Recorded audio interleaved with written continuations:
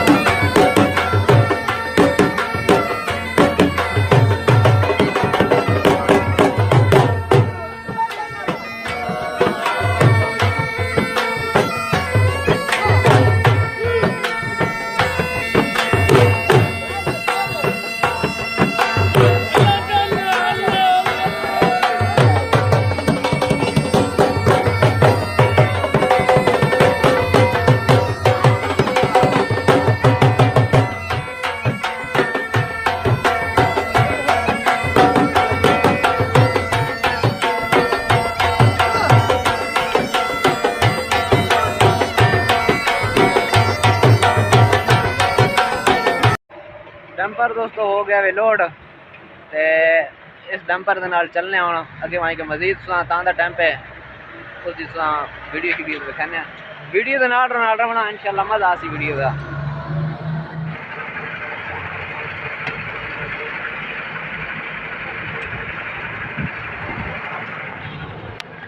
अस्सलाम वालेकुम। वालेकुम सलाम। सही सुनाओ, क्या हाल है, करिए थे ठीक हो। डंपर दे विच बैठ गए जी, बिलाल उस्ताद बैठे हुए नाल ते डंपर लोड हो गया, इंशाल्लाह चलने होना।